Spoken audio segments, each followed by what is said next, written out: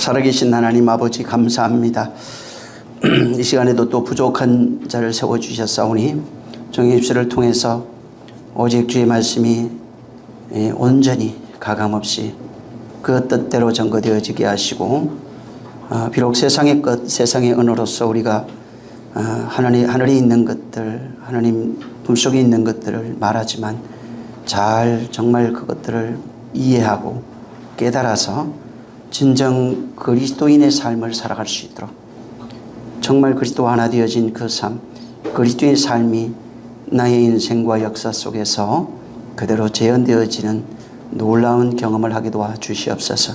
오늘도 주님이 함께 하시고 복 주시길 원합니다. 성령으로 감동해 주셔서 자난자 반자 모두가 은혜 받을 수 있는 복된 시간 되게 하시옵소서. 또 영상이나 여러 먼 곳에서 함께하는 심령들을 기억하시며 모든 영혼이 동일한 은혜와 능력과 그 역사를 경험하게 도와주시옵소서. 시정을 의탁드리오며 예수 이름으로 축복하고 기도했습니다. 아멘. 자, 오늘 마태복음 13장 3절부터 23절을 읽습니다. 전체 내용을 그래도 이해하는 게 좋을 것 같아서, 자, 3절부터 23절까지. 자, 시작. 예수께서 비유로 여러 가지를 저희에게 말씀하여 가라사대, 씨를 뿌리는 자가 뿌리러 나가서 뿌리세, 더러는 길가에 떨어짐에 새들이 와서 먹어버렸고, 더러는 흙이 얇은 돌밭에 떨어짐에 흙이 깊지 아니하므로 곧 싹이 나오나 해가 돋은 후에 타져서 뿌리가 없으므로 말랐고, 더러는 가시들리 위에 떨어짐에 가시가 자라서 기운을 막았고, 더러는 좋은 땅에 떨어짐에 혹 100배 혹 60배 혹 30배 결실하였느니라. 귀 있는 자는 들으라 하시니라. 제자들이 예수께 나와 가로되 어찌하여 저희에게 비유로 말씀하시나이까? 대답하여 가라사대, 천국의 비밀을 아는 것이 너희에게는 허락되었으나 저희에게는 아니 되었나니, 무릇 있는 자는 받아 넉넉하게 되되 무릇 없는 자는 그 있는 것도 빼앗기리라. 그러므로 내가 너희에게 비유로 말하기는 저희가 보아도 보지 못하며 들어도 듣지 못하며 깨닫지 못하니라. 이사야의 예언이 저에게 이루었으니 일렀으되 너희는 듣기는 들어도 깨닫지 못할 것이요 보기는 보아도 알지 못하리라. 이 백성의 마음이 완악하여져서 그 귀는 듣기에 둔하고 눈은 감았으니 이는 눈으로 보고 귀로 듣고 마음으로 깨달아 돌이켜 내게 고침을 받을까 두려워함이니라 하였느니라. 그러나 너희의 눈은 봄으로 너희의 귀는 들음으로 복이 있도다. 내가 진실로 너희에게 이르노니 많은 선지자의 의인이 너희 보는 것을 보고자 하여도 보지 못하였고 너희 듣는 것을 듣고자 하여도 듣지 못하였느니라. 그런즉 씨 뿌리는 비유를 들어라. 아무런 천국 말씀을 듣고 깨닫지 못할 때는 악한 자가 와서 그 마음에 뿌리는 것을 빼앗나니, 이는 곧 길가에 뿌린 자요 돌밭에 뿌렸다는 것은 말씀을 듣고 기쁨을 받되 그 속에 뿌리가 없어 잠시 견디다가 말씀을 인하여 환난이나 핍박이나 일어날 때에는 곧 넘어지는 자요, 가시들기에 뿌렸다는 것은 말씀을 들으나 세상의 염려와 죄의 유혹의 말씀을 맡겨 결실치 못하는 자요, 좋은 땅에 뿌렸다는 것은 말씀을 듣고 깨닫는 자니 결실하여 혹 100배 혹 60배 혹 30배. 이 씨 뿌리는 그 비유는 교회에서 가장 많이 하는 비유 중에 하나입니다.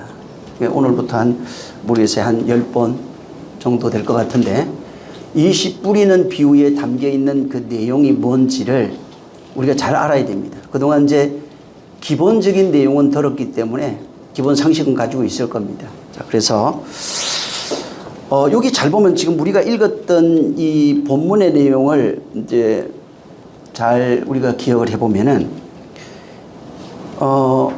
예수님이 하시는 이 비유가 여러 가지 의미가 있습니다. 이 비유를 통해서 이제 어떤 이에게는 정말 하늘의 진리를 정확하게 전달하시려고 하는 거예요. 정확하게 그들에게 가르쳐 주기 위해서 비유로 말씀하고 있고, 또 어떤 이에게는 정반대적인 개념을 가지고 있기도 합니다. 근데 보통 일반적으로 우리가 이제 생각할 때 예수님이 비유로 하신 말씀은 그 속에 어떤 의미가 담겨 있기 때문에 그것을 이제 깨닫게 하시려고 그렇게 하셨다고 하는 이제 거기까지만 일반 교회에서 얼마든지 그렇게 이제 얘기를 합니다. 거기까지 정도는. 근데 비유로 하신 이유를 예수님이 직접 설명했어요. 11절을 한번 읽어보세요. 11절. 예수님이 우리하고 생각이 조금 달라요. 예수님이 하신 비유는 정확하게 가르쳐 주려고 하는 게 아니에요, 지금. 자, 11절 시작. 대답하여 가라사대 천국의 비밀을 아는 것이 너희에게는 허락되었으나 저희에게는 아니되었나니.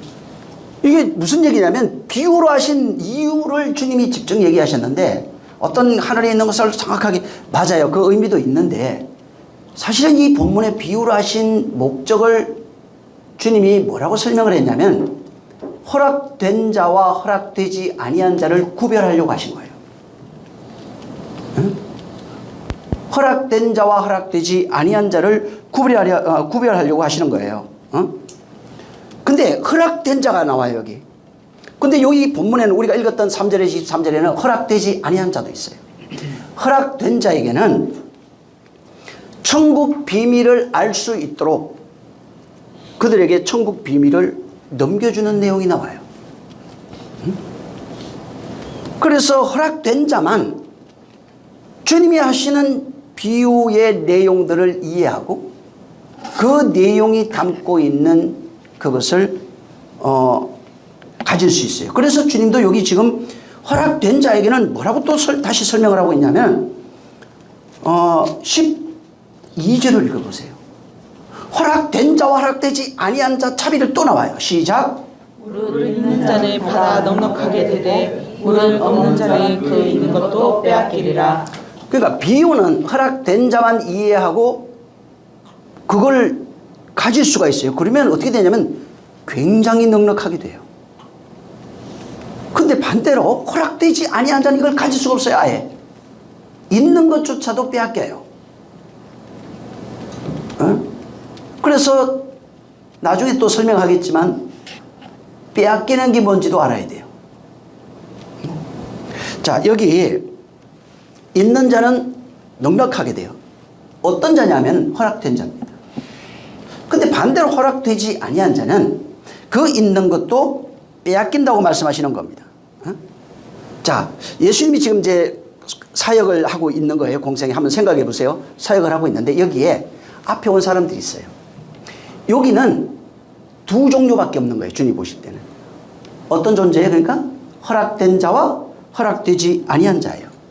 12절로 얘기를 한다면 어떻게 되냐면 예수님 앞에 왔는데 허락된 자는 넉넉하게 되는 자가 되어서 돌아가고 허락되지 아니한 자는 그 기회를 잃어버려요.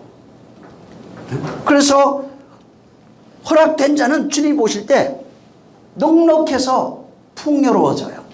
허락되지 아니한 자는 그 있는 것도 전부 다 빼앗기는 겁니다. 그래서 천국의 그 비밀을 지금 여기 말하고 있는데 이게 씨 뿌리는 자의 비유를 얘기를 하면서 천국 비밀을 얘기를 하고 있어요. 그러면서 한 얘기가 천국 비밀은 허락된 자는 넉넉하게 된다. 천국의 비밀을 아는 자는 넉넉하게 된다. 반대로 없는 자는 허락되지 아니한 자는 있는 것도 빼앗긴다고 말하는 겁니다. 자, 그러면 무엇이 여기 지금 있다고 그러잖아요. 무엇이 있는가? 또 무엇이 없는가? 그리고 있는 자에게는 허락된 때예요. 허락. 있는 자에는 하나님이 허락해 줬다는 거예요. 근데 허락을 들어가면 그 단어가 뭐라고 해? 디도미로 나오는데 이 단어가 뜻이 뭐냐면 하나님이 뭘 건네줬다 이런 뜻이에요. 있는 자에게는 하나님이 허락해 줬대요. 하나님이 뭘 건네준 겁니다. 근데 없는 자는 거기 없는 자는 그 허락이 없어요. 없는 자는 하나님이 건네준 것이 전혀 없는 사람을 말하는 거예요. 근데 없는데 빼앗길 게 어디 있어요? 근데 없는데 빼앗긴대요. 없는 자는 그 있는 것도 뭐가 있어요? 하나님이 건네준 게 아니라 뭐가 있어요? 그 사람이 갖고 있는 게 있어요. 그 사람이 가지고 있는 무엇을 빼앗긴다고 말하는 겁니다. 자, 우리 이 세상 태어나서 모든 인류가 이 세상에서 살아갈 수밖에 없습니다. 이 세상은 항상 우리가 이해하고 있지만은 율법의 세상이라고 그래요. 없는 자, 허락되지 아니한 자가 잃어버리는 것이 뭐냐면 이 세상에 태어난 모든 인류는 율법의 세상에서 율법으로 살아갈 수밖에 없는 겁니다. 근데 율법의 세상에서 율법으로 선악을 판단하며 살아가다가 죽는 존재입니다. 그래서 나의 인생이라고 하는 것이 인생이 있고 인생의 역사가 있는 거예요. 근데 여기 빼앗기는 게 뭐냐면 하나님이 모든 사람에게 주신 나의 인생의 역사를 빼앗아 버리는 거예요. 다시 말하면 하나님이 그 인생의 역사 속에서 하나님이 건네주시는 인생의 기회를 잃어버리는 겁니다. 하늘의 비밀을 아는 기회를 빼앗겨 버린다 이 말이에요. 이 사람은 없는 자는 그 있는 것, 그 인생 속에 내 인생 속에서 하늘의 비밀을 알 수 있는 기회가 있는데 인생의 역사 속에 있는 거예요. 이거는 내가 살아가면서 내게 당연히 있어야 할 그것입니다. 근데 이 기회를 하나님이 허락하신 그 기회, 그 인생의 기회를 잃어버리는 겁니다. 그러면 절대로 하나님을 알 수 없어요. 하나님을 알지 못하는 자가 되는 겁니다. 자, 이 씨 뿌리는 그 비유가 우리는 잘 알고 있습니다. 이 씨 뿌리는 비유는 천국 비유하고 천국의 비밀, 천국의 말씀과 관련이 있습니다. 이게 그저 그냥 씨 뿌린다 그러니까 밭에 씨 뿌린다 하는 그 의미를 가져와서 설명하는 건 맞지만은 여기에 담겨 있는 내용은 천국의 비밀, 천국의 말씀과 관련이 있어요. 그래서 천국의 말씀을 주님이 하시는데 천국의 말씀은 주님만 할 수 있습니다. 주님이 하시는데 그분이 하시는 말씀을 듣는 것과 관련이 되어 있는 거예요.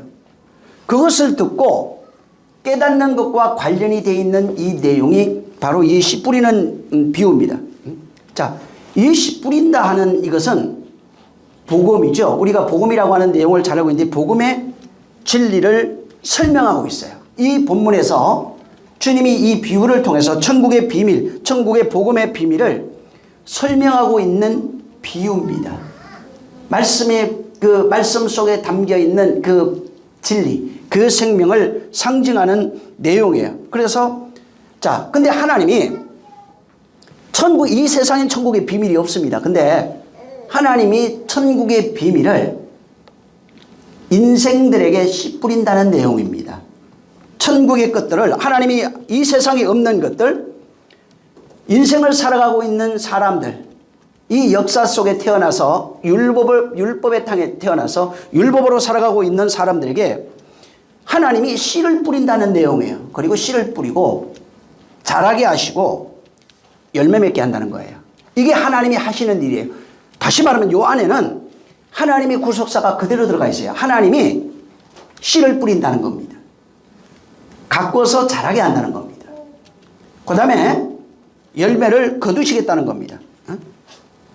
여기 지금 함축적으로 있는 하나님이 씨 뿌리고 거두고 자라게 해서 거두는 이 세 가지 테마가 창세기부터 계시록까지 있는 내용이에요.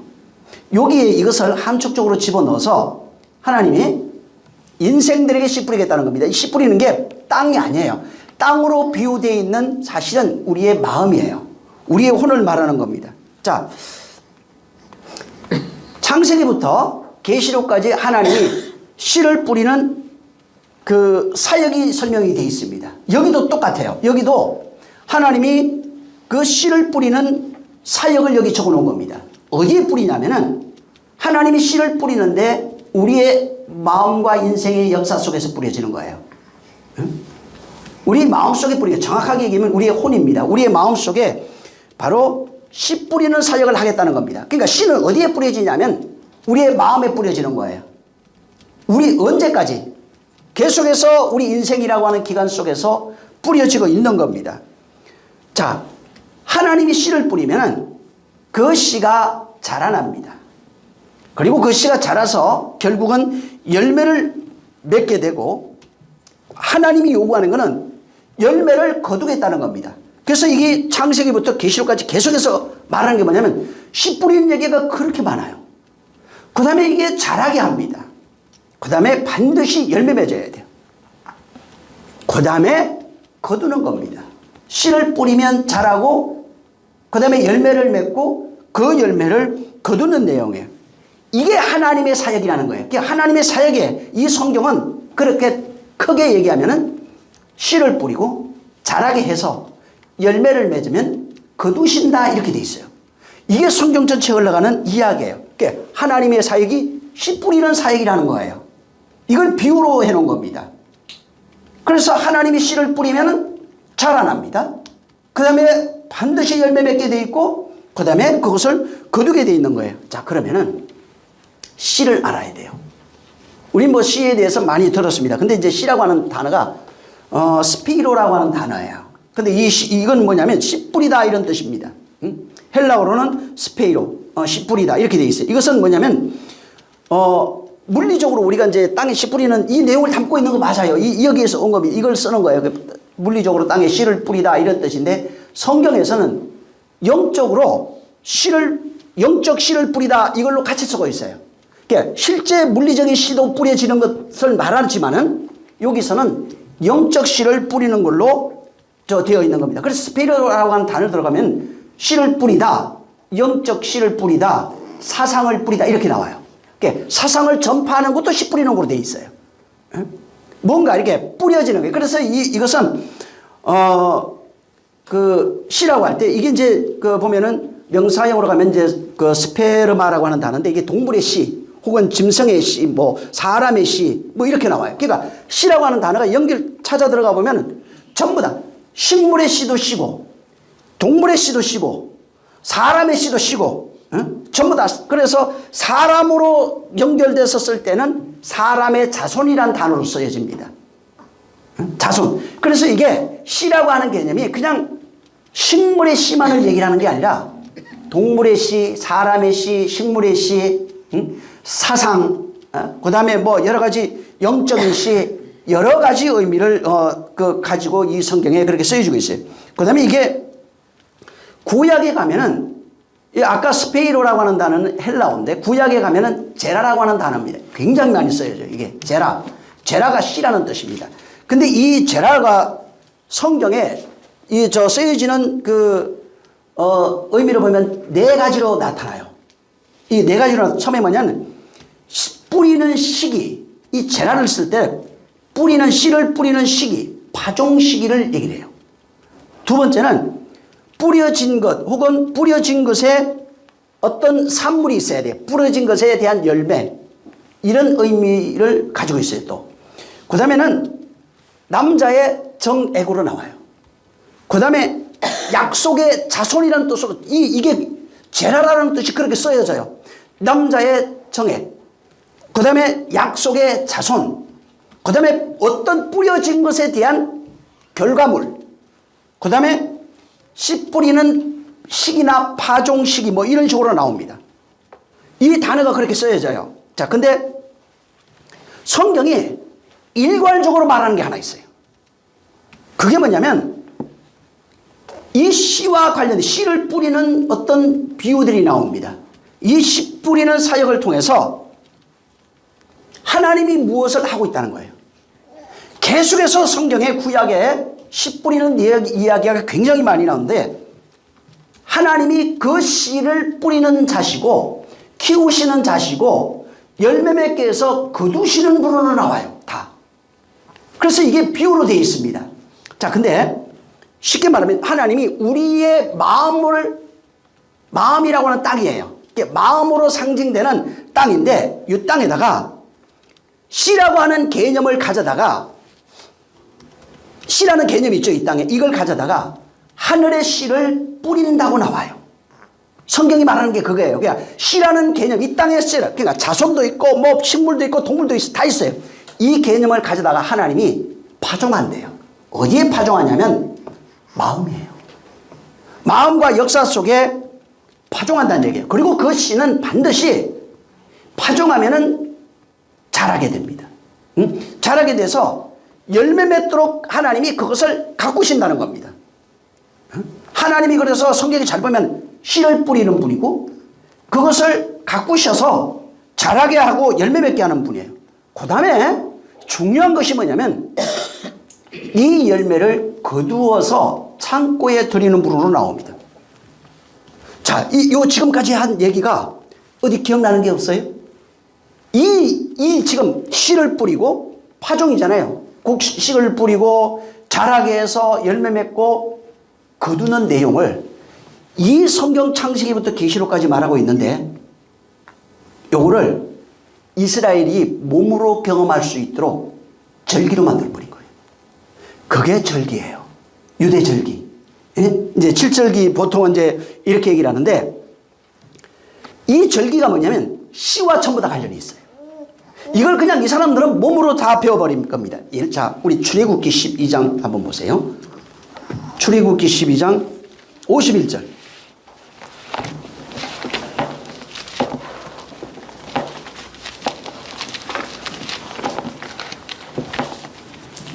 아닌데.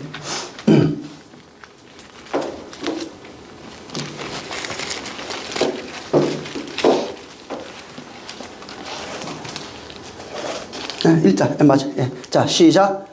그러니까 51절입니다. 시작. 그 같은 날에 여호와께서 이스라엘 자손의 그 군대대로 애굽 땅에서 인도하여 내셨더라. 이거 보세요. 그 날이 언제? 48절에 보면 6월절이에요. 그 날에 끌고 나와요. 6월절이라고 하는 날에 끌고 나옵니다. 23장을 가보세요. 23장. 이스라엘 백성을 출애굽시키는 게 인도하신 날이 그 날이 언제냐면은 6월절이에요. 자, 23장 16절을 읽습니다. 잘 읽어보세요. 여기 시작. 맥주절을 지키라. 이는 내가 수하여 밭에 뿌린 것의 첫 열매를 거둡니다. 수장절을 지키라. 이는 네가 수하여 네 것의 연중의 밭에서부터 거두어 저장함이니라. 여보세요.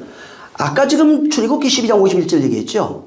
6월절이 뭐냐면은 이스라엘 군대라고 돼 있어요. 거기에 군대를 애굽에서 끌고 광야로 인도하신 절기예요. 근데 나중에 6월절 그 뒤로 가면은 이제 성경에 뭐가 나오냐면은 6월절에 씨 뿌리는 게 나와요. 씨를 뿌려야 돼요. 그래서 이 6월절에 이스라엘 백성을 광야로 끌고 나온 것을 씨 뿌린 걸로 나와요. 그걸 하나님이 씨 뿌린 사건으로 설명하고 있는 겁니다. 자, 그 다음에 이 23장 16절 맥추절, 여기 이제 수장절, 장막절이라고 합니다. 이 장막절이 나와요. 이걸 나오면서 오순절이 뭐냐면 뿌린 씨를 거두는 절기예요. 그래서 그날에 밀을 그 초실절이라고 그러잖아요. 그날에 씨를 뿌립니다. 그 다음에 오순절 되면은 실제 절기가 그래요. 실제 절기가 오순절에 맥추절이라고 해요. 3월 14일인데 그날에 파종을 해요. 밀입니다. 그 다음에 3개월이 지나서 맥추리절이 되면은 이제 우리는 오순절이라고 그러잖아요. 이날에 그 뿌렸던 밀을 거두는 날입니다. 자, 그래서 여기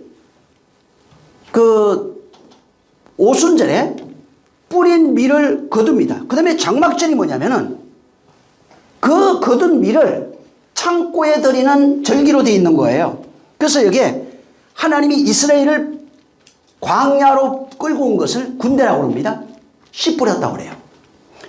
그 다음에 씨 뿌렸다고 그러고, 그 다음에 그 뿌린 씨를, 광야에서 뿌린 씨를 거두는 절기를 오순절이라고 해요. 또. 그걸 맥추절, 성령의 열매예요.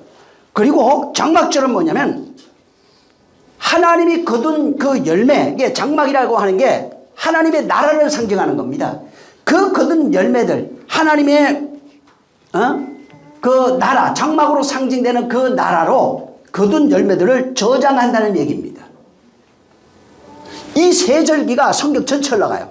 실제로도 밀을 파종하라, 보리 파종하라 그래요. 그리고 그것을 거두다가 창고에 진짜 드리는 축제를 해요. 이걸 1년 동안 절기가 그 속에 담겨있는 내용이 하나님의 의도를 여기다 담아놓은 겁니다. 그러면서 하나님은 여기 읽었던 출애굽기 12장과 23장에 있는 내용이, 야, 6월절이 뭔 줄 알아? 6월절은 내가 너희를 애굽에서 인도한 것을 기념하는 절기야. 씨 뿌리는 절기예요.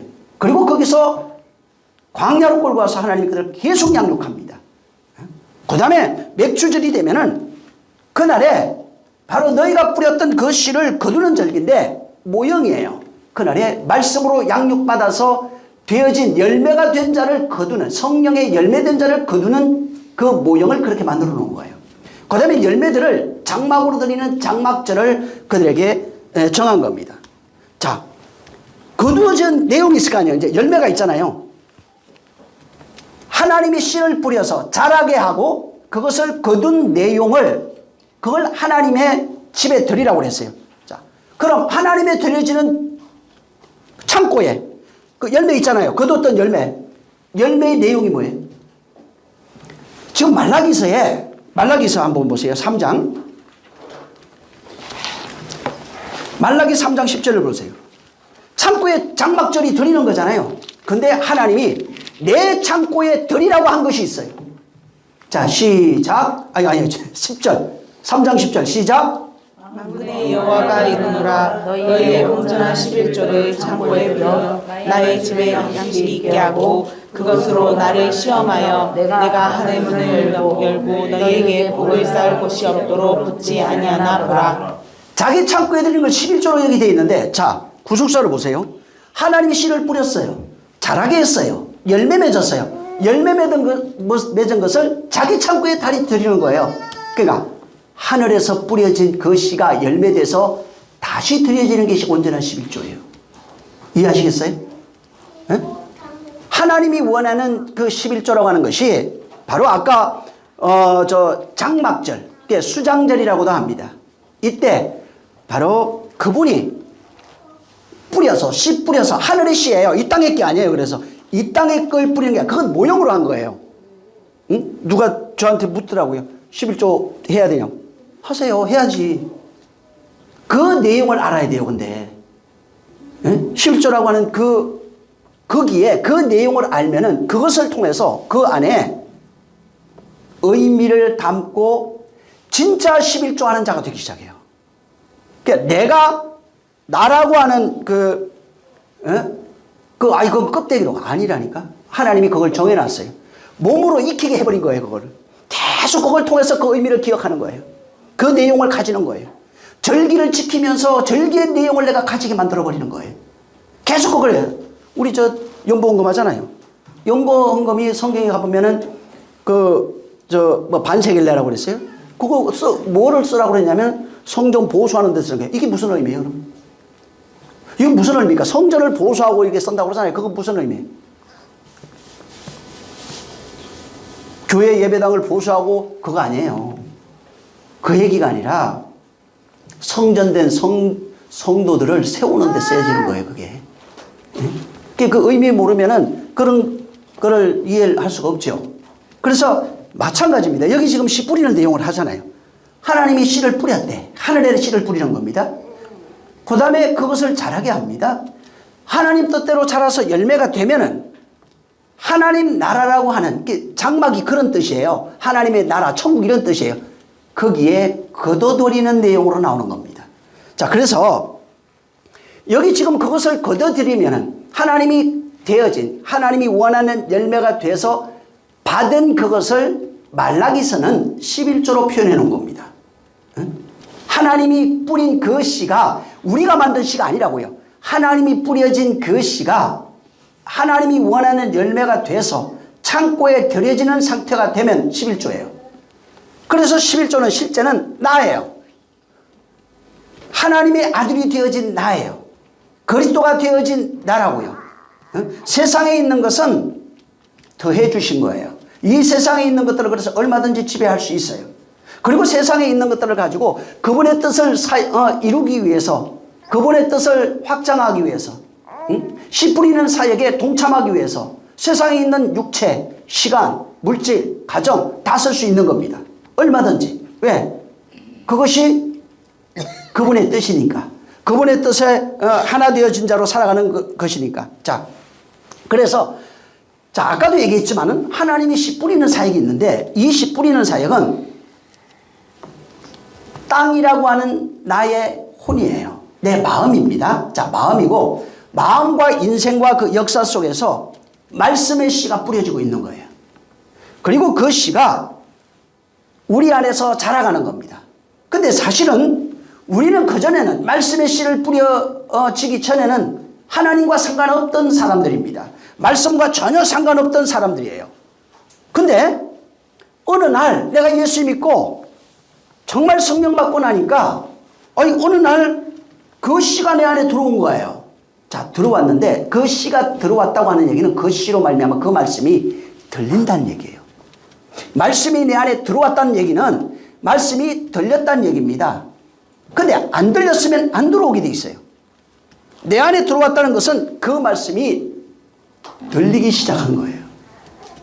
그분이 뿌린 그 씨가 내 신비에 떨어졌다는 얘기입니다. 떨어졌다는 말은 깨달아 떨어진 거예요. 들렸다는 얘기입니다. 그래서 지금 그분이 하신 말씀이 성경에 쫙 있어요. 이렇게 있는데 이 말씀이 그분이 이 땅에 뿌려놓은 씨들이에요. 쉽게 말하면 자, 이게 아직은 책 속에 있는 겁니다. 우리에게 떨어진 건 아니에요. 선지자를 통해서 하신 그 말씀들을 여기 기록해놨어요. 근데 그게 하나님의 말씀이에요. 자, 이 말씀이 잘 보세요. 하늘로 하신 말씀이 하늘로부터 온 말씀인데 이 말씀이 내가 들려져서 떨어졌어요. 이게 애굽과 무슨 상관이 있냐면은 애굽에 있던 하나님과 전혀 언약과 상관없이 살던 우리입니다. 이스라엘 백성이 그거예요. 하나님 말씀과 전혀 상관없이 살던 우리예요. 근데 거기에 어느 날 갑자기 나는 기억도 못했는데 어느 날 어떤 조상이 어떤 약속을 가지고 있었대요. 들어보니까 내가 모세도 잘 몰랐어요. 야, 모세야 들어라. 내가 아브라함과 한 약속이 있다.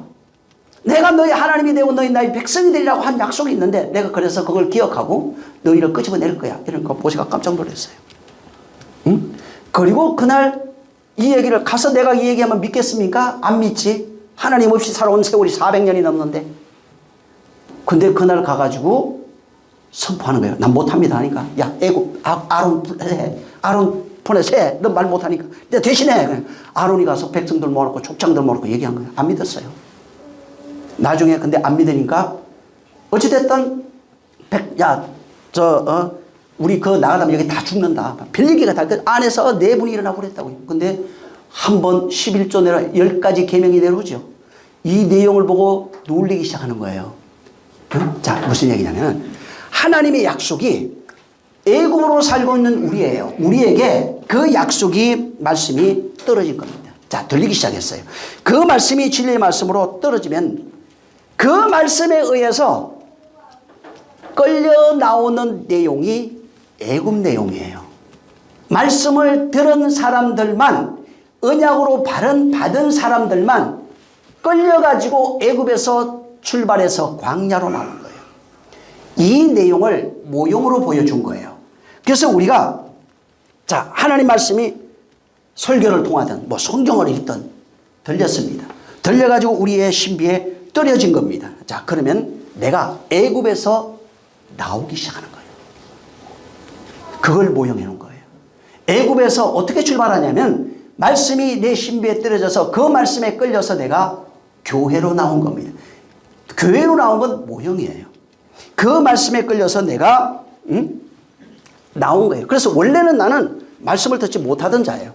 원래 먼지라고요. 원래 흙이고 원래 아무것도 없던 거예요. 그냥 세상에 먼지로 살아가던 그런 존재라고요. 근데 어느 날 말씀이 떨어지니까 나라고 하는 존재가 보이기 시작해요. 나라고 하는 존재가 이 아무것도 아니었구나. 근데 하나님이 나를 당신이 아들 만든다고 그래요. 하늘의 별과 같이 땅의 모래같이 만들겠다고 약속한 것들이 있다 이 말이에요. 그래서 하나님이 나도 이미 그 전에 불렀구나 하는 것을 알고 거기서 말씀을 깨닫고 끌려 나온 거예요. 그래서 어떻게 나왔냐면 말씀을 듣고 깨닫는 순간에 그 말씀에 이끌려서 우리가 광야로 나오기 시작하는 겁니다. 그래서 이제부터 말씀이 애굽에서 떨어진 거예요. 애굽에 있을 때 그 말씀을 듣고 끌려서 광야에 나와서 40년 광야 생활을 해요. 그 모형으로 보여주고 있는 거예요. 40년의 광야 생활을 거치면서 결국은 여기가 끝이 아니야. 결국 가야 될 곳은 하나님 나라로 상징되어지고 있는 가나안에 들어간다고 말하는 거예요. 여기까지 너희를 내가 끌고 갈 거다. 응? 너희는 거기로 가야 된다고 말하는 겁니다. 그래서 애굽에 있던 나를 불러서 바로 가나안이라고 하는 데까지 끌고 가기 위해서 광야 생활을 걷게 하는 겁니다. 자, 그럼 광야 생활 나오죠. 광야 생활은 뭘 의미할까요? 광야 생활이 의미하는 게 뭐냐면은, 자, 광야에 십계명을 받아요. 계명을 받고, 모형이에요, 그것도. 계명을 받으면서 그동안 내 마음대로 애굽의 율법으로 살고 있던 자가 하나님의 율법에 의해서 애굽의 율법이 광야에서 다 죽어버립니다. 이게 모형이에요. 광야 성도의 광야 생활이 뭐냐면, 이 세상 율법으로 살고 있던 자가 진리의 말씀에 의해서 죽는 경험을 하고 있는 게 광야 생활입니다. 40년으로 표현되어 있어요. 그래서 거기 광야 생활은 애굽에서 하나님의 말씀을 듣고 광야로 나와요. 교회로 나와요. 여기서부터 옛사람이 죽는 경험을 해야 돼요. 새 사람으로 살아나는 경험을 해야 돼요. 만약에 교회 와서 40이라고 하는 광야, 40이 뭐냐면 말씀이라고 그랬잖아요. 렘이라고 하는 단데 40이라고 하는 광야 생활이 있어요. 여기에 하나님의 말씀으로 옛사람이 죽지 못하면 내가 죽어요. 그래서 광야에 그걸 보여준 거예요. 애굽에서 나온 사람들이 전부 다 죽는 걸로 보여줬어요. 갈렙과 요수아만 놔두고 나머지는 다 죽어버립니다. 왜? 가나안에 들어가려면 다 죽어야 돼. 그 얘기를 하고 있는 거예요. 가나안에 들어가는 방법이 뭔 줄 알아? 애굽으로 살던 자가 하나님 말씀에 의해서 광야에서 다 죽고, 그 다음에 새로 태어난 자가 들어갔다고 그랬잖아요. 그거예요. 옛사람이 죽고 새 사람이 태어나서 새 사람이 들어가는 게 가나안이라고요. 그걸 거기에 비유로 해놓은 겁니다. 모형으로서. 그래서 광야는 뭘 얘기를 하냐면, 하나님의 말씀을 받은 자가 하나님의 말씀에 의해서 옛사람, 애굽으로 살던 옛사람이 다 죽어야 돼요. 가나안은 누가 들어가냐면 새로 태어난 자가 들어가는 겁니다. 다시 말하면 새 사람이에요. 이걸 가르쳐주기 위해서 이스라엘을 털어다가 모형으로 삼고 거기에 그들의 역사를 성경에 기록해 놓은 겁니다. 그래서 거기에 광야에서 안 죽으면 안 되는 거예요. 그래서 광야는 100% 역사람이 죽는 겁니다. 그래서 이게 광야에 나와서 옛사람이 죽으니까 어떻게 되냐면, 가나안에 들어가서는 애굽과 전혀 다른 차원의 삶이 예비되어 있는 거예요. 광야에 와서는 아직은 아니에요. 광야는 애굽의 삶을 그리워하고 노예의 삶을 그리워하는 사람들이에요. 그게 누구냐면 그게 옛사람이에요. 여전히 육체로 살아가고 있는 존재, 여전히 율법으로 살아가고 있는 존재. 오늘날 교회에 나와 있잖아요. 그래서 얘기할 거, 연약한 자 얘기할 거 없어요. 그냥 그 단계에 있는 거예요. 이 사람 저 사람 어쩌고 저쩌고 할 것도 없어요. 왜? 그 단계에 있는 거예요. 다행히 가는 과정 속에, 죽어가는 과정 속에 있는 겁니다. 그래서 그 과정 속에서 그가 죽으면 되는 겁니다. 자, 근데 애굽에 와서 여전히 과거의 노예 생활하고 있는 걸 그리워하고, 또 노예 생활하면서 거기서 육신으로 먹고 마시고 즐겼던 것, 먹는 것, 입는 것, 마신 것, 세상의 것을 그리워했던 그런 사람들은 거기서 죽는 겁니다. 그래서 그 의미가 옛사람이 죽는다는 의미도 같이 있지만은, 옛것을 그리워하는 자, 옛사람으로 살아가는 자는 못 들어간다고 하는 의미도 같이 있어요. 반드시 죽어야 들어가는 땅이 바로 이 가나안입니다. 천국에 죽는다니까 육체가 아닙니다. 옛사람, 옛자를 말하는 겁니다. 지금 자, 그래서 하나님이, 자 보세요, 애굽에 있던 자를 광야를 끌고 나왔습니다. 광야를 끌고 나와서 여기에서 모형으로 옛사람 죽이고 새사람 태어난 사람을 데리고 이제 가나안으로 들어갔어요. 그리고 가나안 정복 전쟁을 시작한 겁니다. 그리고 전쟁의 내용을 이제 계속 우리 계속하면서 제가 얘기하고 있지만은 정복 전쟁 내용이 우리 안에서 일어나고 있는 내용이에요. 자, 그걸 통해서 가나안이 이제 점령되는 겁니다. 잘 보세요. 애굽에 있을 때 종살이 했어요. 종살이 하면서 끊임없이 그들도 파종도 하고 자식도 낳습니다. 우리나라 노비제도 있죠. 노비가 결혼해서 자식 놓으면 그 자식은 뭐예요? 노비 돼요. 자, 애굽에도 똑같았어요. 애굽에서 이스라엘 사람들이 아무리 결혼해서 자식을 낳아도 뭐예요? 노예예요. 응? 노예입니다. 근데 사람들은 그 노예의 삶이 그리운 거예요. 그 삶이 즐거운 거예요. 그래서 하나님은 노예라고 종의 삶을, 이게 이제 비유인데, 율법에서 결혼해서 태어나면 결국은 그것도 율법의 종이란 얘기예요. 자, 여기 노예로 살았어요. 이걸 끄집어내가지고 노예로 살고 있는 건 끄집어내갖고 가나안에 갖다 놓고, 가나안에는 어떤 자가 나와요? 자유자가 나오는 거예요. 그래서 하갈, 살아놓고 계속 반복해서 가르쳐 준 거예요. 여기는 종이에요. 여기는 뭐예요? 자유자예요. 주인으로 사는 거예요. 여기 끌고 와서 자유자로 사는 삶을 가르쳐 준 겁니다. 그래서 광야 생활을 통해서 옛사람 죽이고 옛 모든 걸 다 죽여버려요. 그리고 끌어다가 가나안에 놓고 자유자로 살라고 외쳤어. 그리고 하나님이 종의 열매를 기대한 것이 아니라 가나안에서 자유자의 열매를 기도한 겁니다. 주인의 열매를 기대한 거예요. 자, 주인의 열매, 아들의 열매입니다. 자유자의 열매입니다. 애굽에 있을 땐 종의 열매입니다. 노예의 열매예요. 바로 가나안에서 그 자유자의 열매, 자유자의 열매가 뭐냐면 안식이라고 그래요. 평안이라고 그래요. 애굽에서는 안식과 평안이 없었어요. 노예의 삶, 종의 삶이었어요. 이걸 꺼져다가 광야에서 훈련을 시켜서 애굽에 가나안에 갖다 놨는데 여기서 안식하라고, 자유자가 되라고, 평안한 자가 되라고, 주인 되라고 얘기를 했는데 사실은 그렇게 안 됐어요. 율법의 열매를 내는 자, 다시 말하면 애굽에서는 축을 하고 율법의 열매를 냈어요.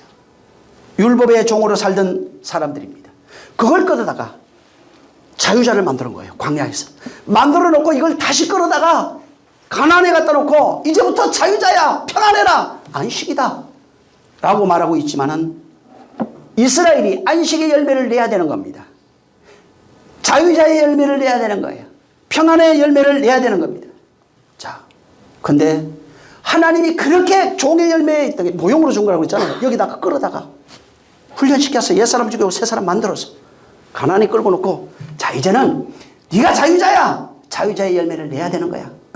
그리고 그 자유자의 열매를 기대하는 겁니다. 문제는 뭐였냐면은 자유자의 열매를, 아들의 열매를 기대하는데 끊임없이 여기 와서 무슨 일을 하고 있었냐면 종의 열매를 냈어요. 노예의 열매를 내는 거예요.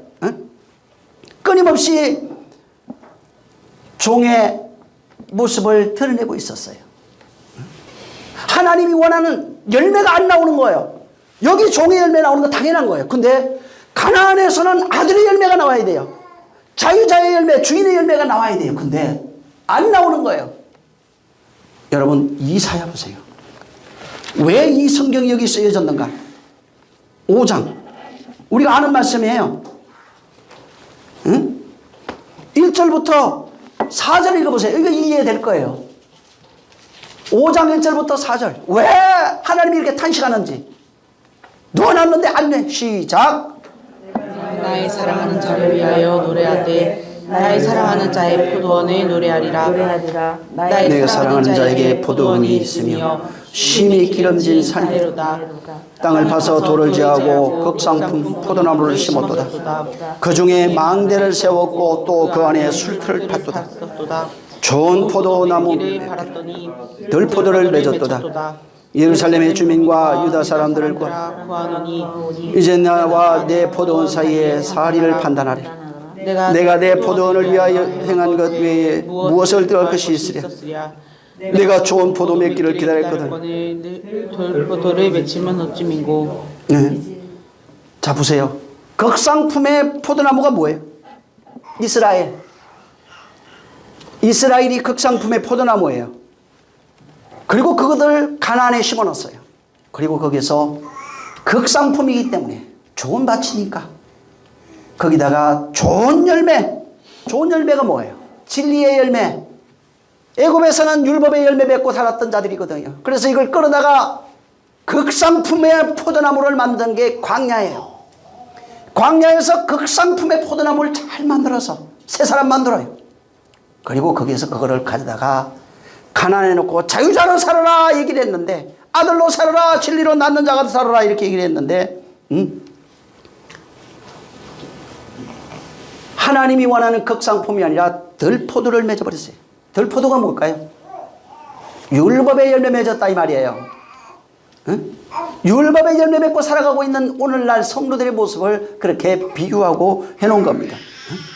자, 이 모습, 지금 이 이사야 5장 1절부터 있는 이 모습은 오늘날 성도 속에 계속 반복되고 있어요. 아무리 얘기도 못 깨달아요. 또 바뀌지가 않아요. 그리고 어떤 문제만 있으면 과거로 돌아가 버립니다. 여전히 옛사람을 그리워하고 옛것을 그리워하고 살아가고 있어요. 하나님의 사람이라고 하지만 하나님이 원하는 열매를 낼 수가 없는 거예요. 하나님이 원하는 열매가 뭐라고요? 진리의 열매. 왜 이 얘기를 하고 있냐면 본문하고 관련이 있거든요. 이게 다. 하나님이 원하는 그 열매는 100배의 열매 맺어야 되는 열매는 전부 다 진리의 열매예요. 그 진리의 열매를 원했는데 다른 것을 자꾸 내놓고 있는 거예요. 바울이 이걸 발견했어요. 오늘날 성도들의 모습이 하나님이 원하는 극상품의 포도를 내는 것이 아니라 들포도를 내고 있는 걸 발견한 거예요. 갈라디아 1장 보세요. 갈라디아서 1장 6절.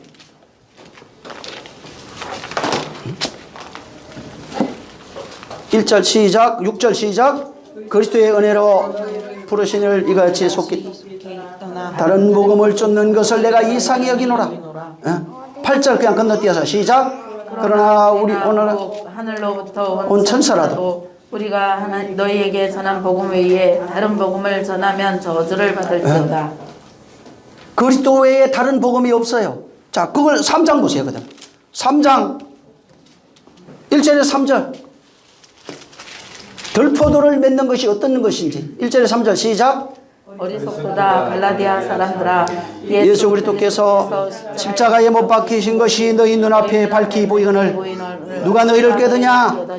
내가 너희에게 다만 이것을 알려 하노니 너희가 성령을 받은 것은 율법의 행위로냐 듣고 믿음으로냐?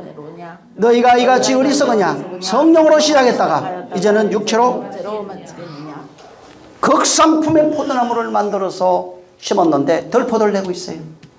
들포도는 창고에 들일 수가 없어요. 성령으로 시작했다가 전부 다 육체로 다시 돌아가고 있는 그 교회. 지금 바울이 갈라디아 교회를 책망하고 있는 겁니다. 그리스도의 복음을, 다시 말해서 진리의 영이에요.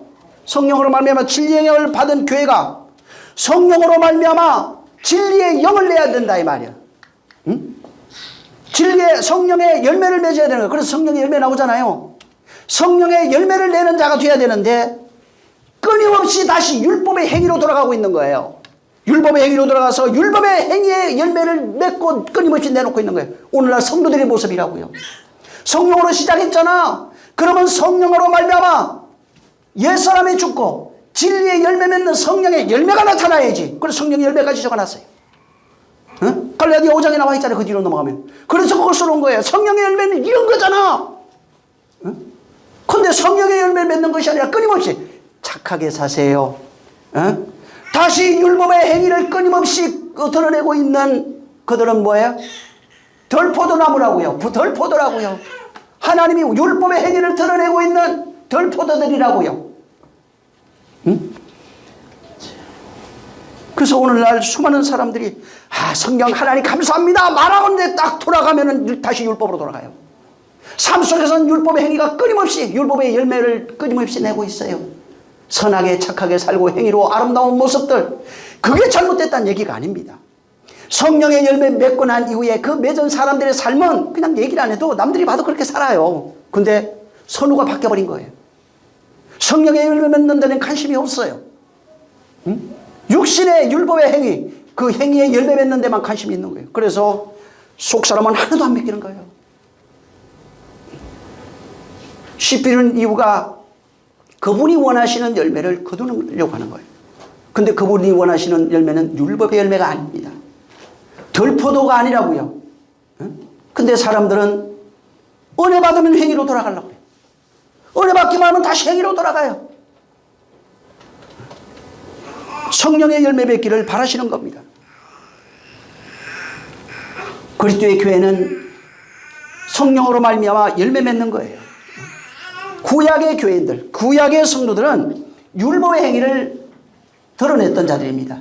옳고 그름을 따지면서 끊임없이 율법의 행위에 열매를 맺으려고 맺고 살았던 사람들이에요. 근데 문제는 뭐냐면 오늘날 성도들은 성령으로 시작했다가 성령의 열매 맺어야 되는데 성령으로 시작했다가 율법의 열매로 맞춰버리는 게 이게 저주라는 거예요. 이 성령으로 시작했다가 율법으로 마치는 율법의 열매는 하나님이 창고에 드릴 수가 없습니다. 하나님이 절대로 그것을 받을 수가 없는 거예요. 정말 성령의 열매 맺는 자가 되어야 됩니다. 아까 제라를 얘기해. 시가 구약에 가면 제라라고 합니다. 근데 이 제라라고 하는 단어가 정말 많이 있는 데가 어디냐면 창세기 있어요. 창세기 특히 한번 볼까요? 창세기에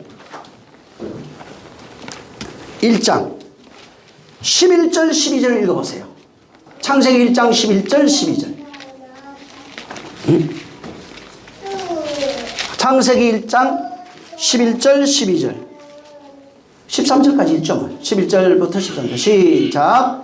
하나님이 가라사대 땅은 풀과 씨 맺는 채소와 각기 종류대로 씨 가진 열매 맺는 과목을 내라 하시매 그대로 되어 땅이 풀과 각기 종류대로 씨 맺는 채소와 각기 종류대로 씨 가진 열매 맺는 나무를 내니 하나님이 보시기에 좋았더라. 저녁이 되며 아침이 되니 이는 셋째 날이라. 자, 하나님이 땅을 만드셔요. 자, 그리고 이제 물에서 묻이 이제 드러나고 여기 보면은 9절에 묻에서 천하의 물이 한 곳으로 모이고 묻이 드러나라 이렇게 말합니다. 이제 이게 셋째 날에 물 속에서 묻이 드러났어요. 자, 셋째 날 땅을 만들고 그 땅에 지금 여러분이 읽었던 내용은 채소와 여기 잘 보세요.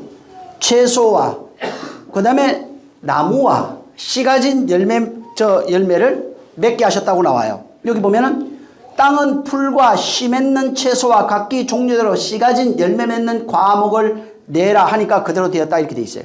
자, 잘 보세요. 여기 셋째 날에 채소와 나무를 지금 창조했나요? 이게? 다시 한번 보세요. 이게 11절 12절인데 씨 맺는 채소 풀과 씨 맺는 채소와 각기 종류대로 씨 가진 열매 맺는 과목을 내라 하시니 그대로 돼요. 땅과 풀과 각기 종류대로 씨 맺는 채소와 각기 종류대로 씨 가진 열매 맺는 나무를 내니 그대로 되리라. 여기 보면 땅에게 지금 말하고 있는 거예요. 땅에게 창조했다는 얘기가 아니라 그 앞에 보면은 땅한테 씨를 맺는 채소와 그 다음에 나무를 내라고 말한 거예요. 그래서 여기 9절부터 보면 묻이 드러나고 묻을 땅이라고 칭한 거예요. 그리고 다시 거기에 내라. 씨 맺는 채소와 나무와 이런 걸 내라고 말합니다. 자, 여기 지금 그 셋째 날에 나오는 채소, 씨 맺는 채소, 씨 가진 열매 맺는 나무 이런 것들이 있어요. 자, 이거를 여섯째 날에 가면은 여섯째 날에 씨 맺는 채소, 과목이죠. 여기에 있는 열매 맺는 나무를 먹을거리로 줘요. 여기에 만든 이 내용, 이것을 씨 맺는 채소, 그 다음에 각기 종류의 씨 가진 열매 맺는 과목을 바로 양식으로 주는 겁니다. 그래서 여기 그 뒤에 가면 여섯째 날에 이것을 너에게 주노라 이제 나와요. 그들에게 복을 주시고 이것을 너희에게 식물이 되리라. 주노니 나와. 29절에 보면 너희에게 주노니 이렇게 돼 있어요. 근데 여기 주노니라고 하는 단어가 디돔이에요. 하나님이 건네줬다 이런 뜻이에요. 하나님이 하나님의 것을 우리에게 건네준 겁니다. 이게 뭐냐면 히브리어는 여기는 제 나탄인데 나탄이에요. 건네주다가 뜻이 나탄이에요. 헬라어로는 디돔이고요. 그래서 신약으로 가면은 디돔이라고 얘기를 하고 건네준 것을 하나님이 우리에게 건네준 걸 디돔이라고 하고 구약으로 오면 이걸 나탄이라고 그래요. 근데 여기 하나님이 먹을거리를 이제 주셨다고 그래요. 근데 요게 마태복음 6장, 7장에 구하는 자 이렇게 나와요. 구하는 자에게 하나님이 주시는 내용이 있죠. 왜? 건네주다. 하나님이 구하는 자에게 주신다는 거예요. 너희가 구하면 하나님이 주신다 할 때 그 주신다가 하는 게 디돔이에요. 뭐를 구하면 하나님이 건네주는 거예요. 똑같은 거예요. 여기 본문에 사람에게 하나님이 뭘 건네줬어요. 건네줘서 이 사람이 양식이 된 거예요. 그게. 예? 이게 양식이 된 거예요. 하나님이 구하는 자에게 성령을 주신다 할 때 그 주신다가 디돔이라고요. 하나님이 무엇을 건네준 거예요. 같은 의미예요. 자, 여기에 먹을거리를 주시잖아요. 창세기 1장에 아담과 하와에게 먹을거리로 주신 양식이 바로 이 씨 맺는 채소와 열매 맺는 과목이에요. 이걸 그들에게 주신 거예요. 그들에게 아담과 하와가 먹을 게 이거예요. 씨 맺는 채소와 열매 맺는 나무입니다. 이걸 뭘 얘기를 하면은 하나님이 우리에게 씨 맺는 채소 이런 거 있잖아요. 진리의 양식을 의미합니다. 진리의 양식. 예수 그리스도를 통해서 우리에게 건네주신 진리의 양식을 이렇게 여기에 표시해 놓은 겁니다. 표현해 놓은 겁니다. 자, 하나님이 교회에게 건네준다고 그러잖아요. 디돔이. 하나님이 우리에게 건네주신 것이 바로 예수님이 그랬어요. 나는 죽으러 왔다. 내가 너의 양식이라고 그랬어요. 예수 자신의 몸을 우리에게 건네준 거예요. 자, 우리에게 양식이 되는 게 뭐예요? 그러니까 아담과 하와에게, 구약에는 이렇게 표현되어 있는데 아담과 하와에게 비유로 말했지만 씨 맺는 채소와 과목은 예수 자신을 말하는 겁니다. 그걸 우리에게 주겠다는 겁니다. 그러니까 우리에게 양식이 뭐냐면 그분의 몸이에요. 우리에게 양식이 되는 것은 그분의 몸이에요. 무슨 얘기냐? 이 땅에 지금 짐승으로 살아가고 있는 자에게 예수가 우리의 양식이 되었다고요. 그가 양식이 되면 사람이 돼버려요. 그 양식을 못 먹으면 그냥 짐승이에요. 아담과 하와에게 씨 맺는 채소와 과목을 양식으로 준 거예요. 근데 예수님이 오셔서 난 죽으러 왔다는 겁니다. 나는 너희를 위하여 죽으러 왔다고 분명히 말씀했어요. 그래서 그분이 죽어서 우리에게 짐승으로 살고 있는 우리에게 양식이 된 겁니다. 자, 짐승이 사람이 될 수 있는 방법이 있어요. 성경에. 율법으로 살아가고 있는 자를 짐승이라고 말합니다. 짐승이 사람이 될 수 있는 방법은 예수의 살과 피밖에 없는 거예요. 그래서 예수님이 내가 하늘로서 온 양식이라고 요한복음 6장 얘기를 하면서 내 살과 피를 먹어라, 마셔라고 말한 겁니다. 짐승이 사람 되는 방법은 말씀이 육신되어 오신 그를 먹고 마시는 거예요. 근데 우리가 그를 먹고 마실 인위적으로 할 수 있는 방법이 없어요. 그래서 그가 우리에게 먹고 마시우게 될 수 있는 방법은 아버지의 약속한 성령밖에 없는 거예요. 그러면은 우리가 하나님이 기뻐하는 극상품의 포도가 되는 겁니다. 근데 하늘로 쏜 양식을 못 먹으면은 덜 포도예요, 그냥. 여전히 육신으로 살아가고 짐승으로 살아가고 있는 그런 존재입니다. 요한복음 6장을 보세요. 27절에 요한복음 6장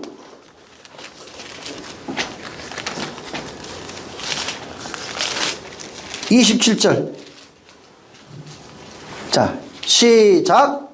썩는 양식을 위하여 일하지 말고 영생으로 있는 양식을 위하여 하라. 이 양식은 인자가 너희에게 주리니 인자는 아버지 하나님의 인치시니라. 아버지가 인쳐서 너희에게 주는 진짜 양식, 씨 맺는 채소와 과목이 뭔지 아냐면 바로 나예요. 응? 인자가 너희에게 주는 거예요. 그럼 내용이 뭐냐면 55절 보세요. 55, 56절 어떻게 주느냐 이 말이에요. 55, 56절 시작. 내 사랑은 양식이요 내 피는 참된 음료로다. 내 살을 먹고 내 피를 마시는 자는 내 안에 거하고 나도 그 안에 거하리라. 예수님이 주신 양식은, 우리에게 주신, 짐승에게 주신 양식은 바로 살과 피예요. 참된 내 살이 참된 양식에 내 피는 참된 음료로다. 이것을 우리에게 주신 거예요. 그걸 먹으면 사람이에요. 그러면 안식에 들어갈 수 있어요. 마태복음 26장을 한번 보세요. 다시. 마태복음 26장 26절 27절 읽어보세요. 같은 말이에요. 26절 27절 시작.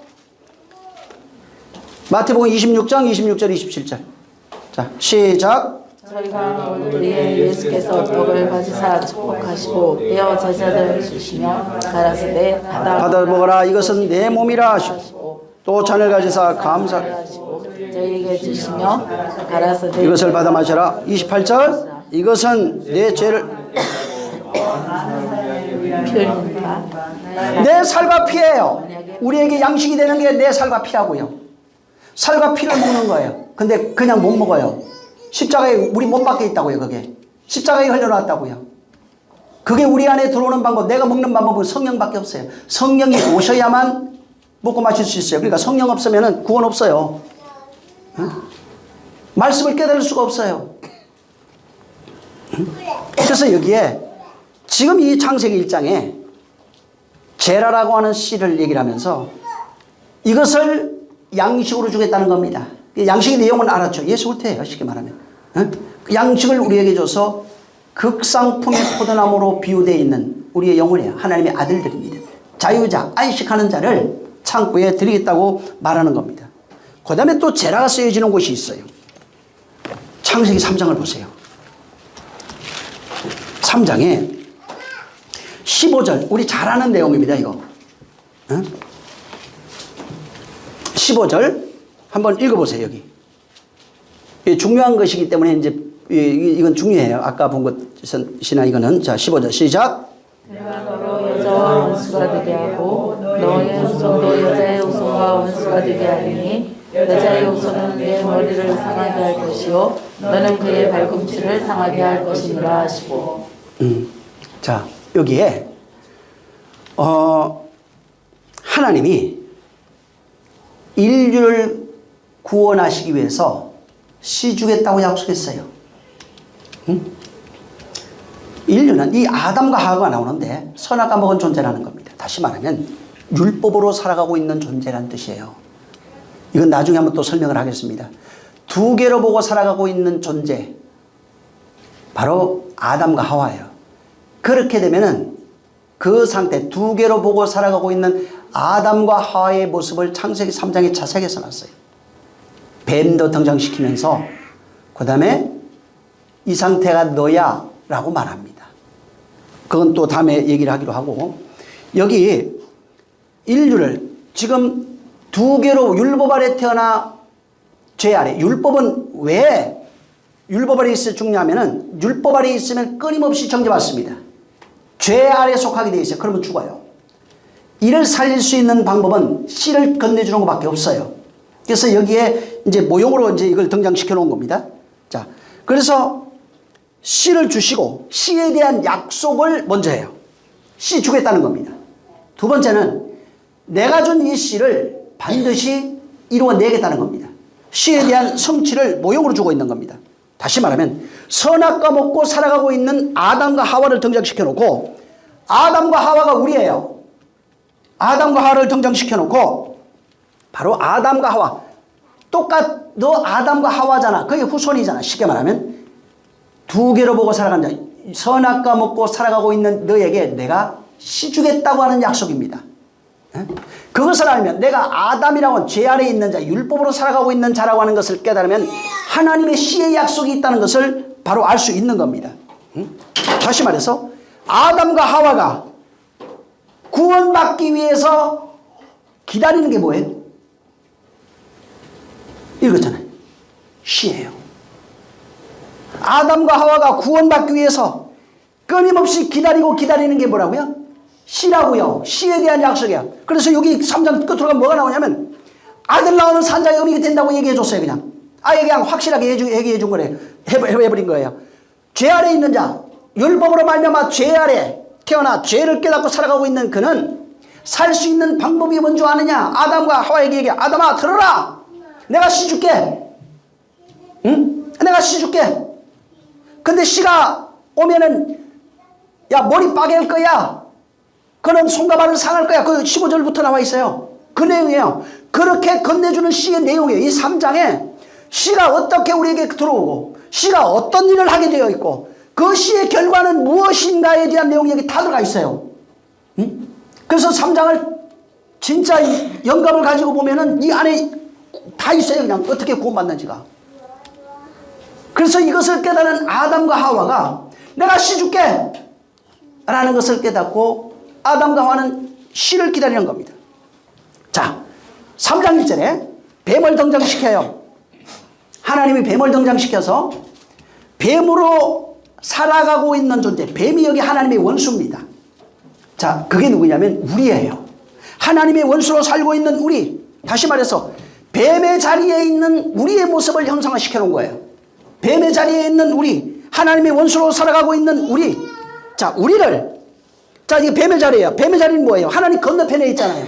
하나님과 하나 되지 못한 자예요. 자, 이 존재를 하나님과 연합된 존재, 하나된 존재로 만들려고 하는 거예요.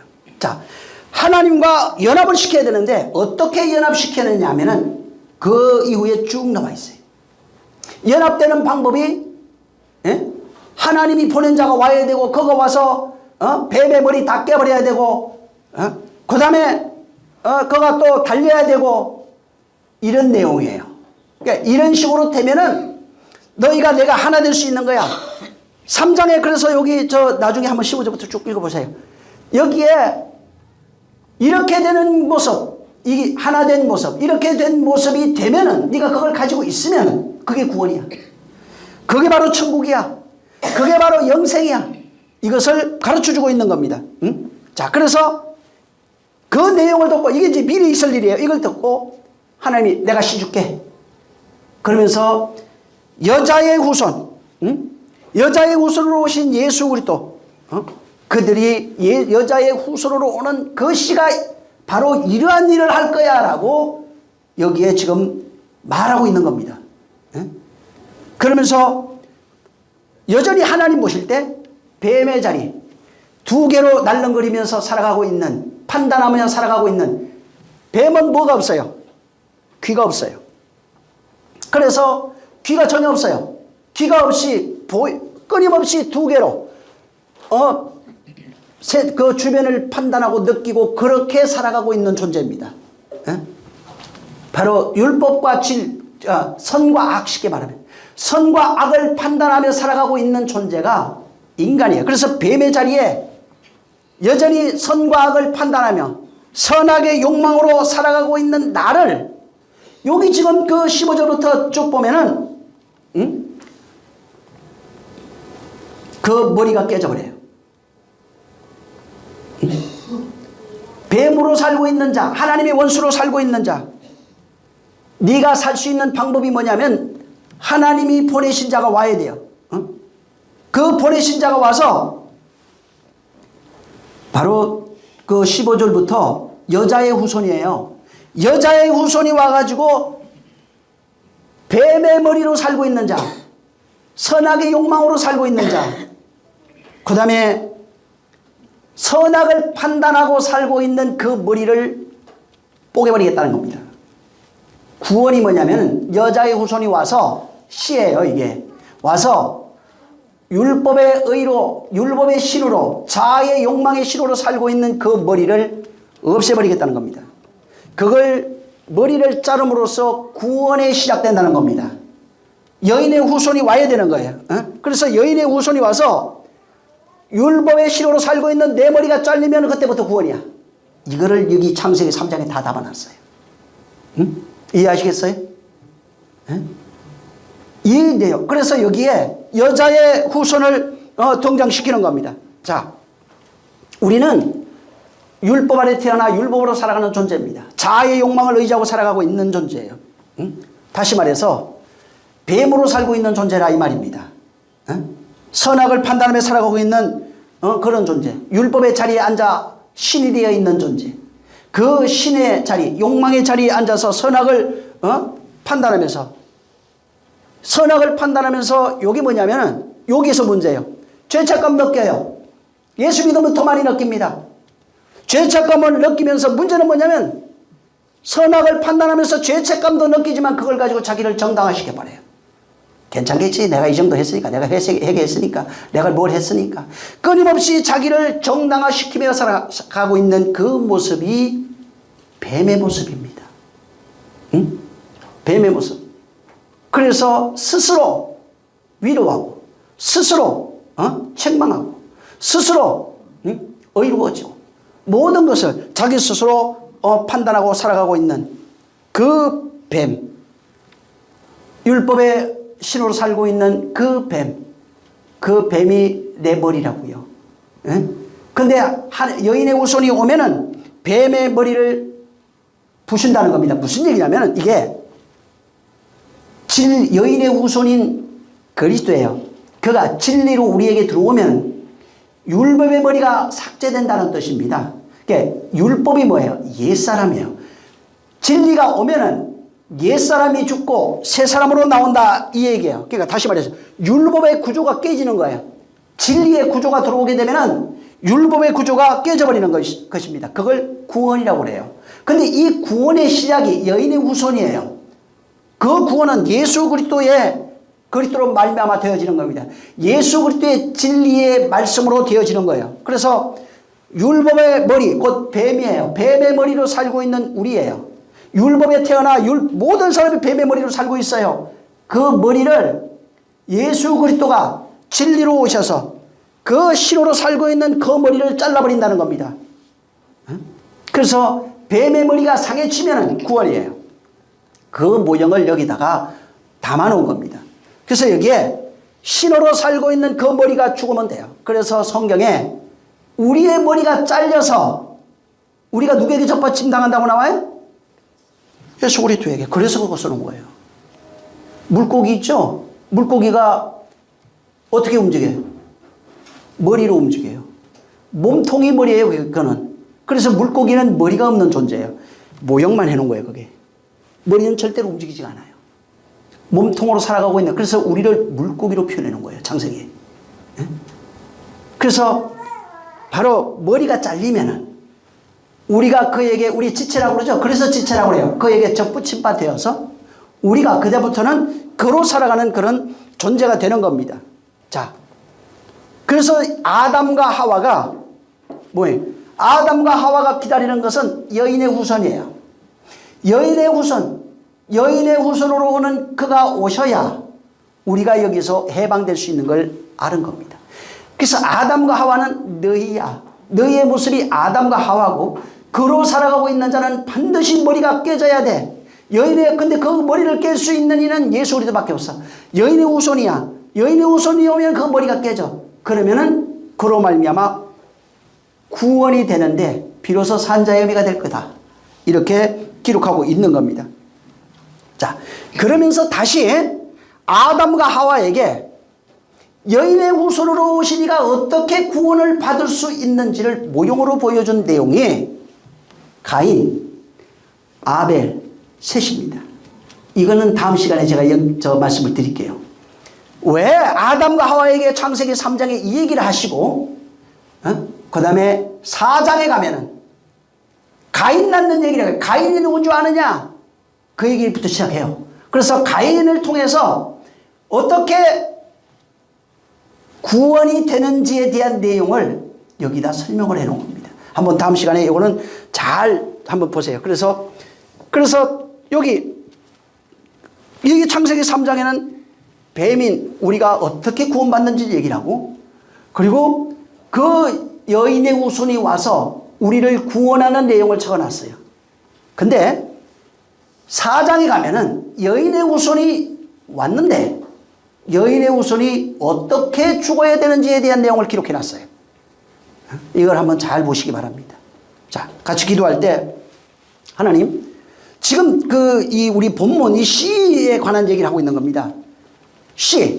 이 씨가 이거하고 관련이 되어 있어요. 하나님이 주시는 씨가 와야 돼요.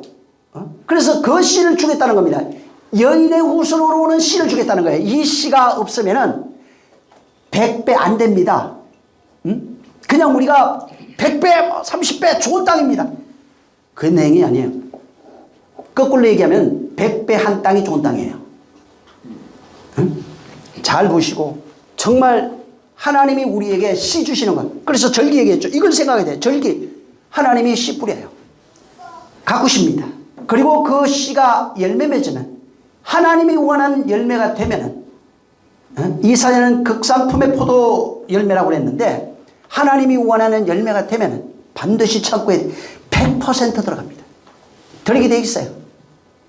정말 하나님 나를 축복해 주셔서 그 씨로 열매 맺어 하나님이 원하는 열매 맺는 자. 그 바울이 다 설명해 놨어요. 성령의 열매 맺는 자라고. 성령의 열매 맺어 하나 된 자가 되어주시고 그리스도로 살아가는 존재가 되어줄 수 있도록 이를 위해서 기도하겠습니다. 하나님 아버지 감사합니다. 정말 하나님이 우리 마음밭에 여인의 후손 언약의 씨 약속의 씨 뿌리겠다고 하셨어. 우리 이 씨 뿌려 다시는 율법의 열매 맺는 자 재리와 염려나 정말 해가 타서 말라버리는 자 없게 하시고 오직 성령의 열매 맺어 하나님 나라 당신 창고에 들여지는 존재가 되어질 수 있도록 우리를 축복하여 주시옵소서. 성령이 함께 하시고 복 주시기를 원합니다. 정말 세상 것이 아니라 아버지와 하나 되어진 존재의 그 기쁨이 얼마나 큰지 그 기쁨을 소유하는 자들이 되게 하여 주시옵소서. 성령으로 함께 하시길 원합니다. 예수님을 기도했습니다. 하늘에 계신 우리 아버지여 이름이 거룩히 여김을 받으시오며 나라에 임하옵시며 뜻이 하늘에서 이룬 것 같이 땅에서도 이루어지리이다. 오늘날 우리에게 일용할 양식을 주옵시고 우리가 우리에게 죄진 자를 사하여 준 것 같이 우리의 죄를 사하여 주옵시고 우리를 시험에 들게 하지 마옵시고 다만 악에서 구하옵소서. 나라와 권세와 영광이 아버지께 영원히 있사옵나이다. 아멘. 감사합니다. 정말 성령이 역사해 주셔서 성령의 열매 맺게 도와 주시옵소서. 영혼을 축복하여 주시옵소서. 감사합니다. 자, 우리 모든 영광 하나님께 돌리겠습니다. 수고 많이 하셨습니다.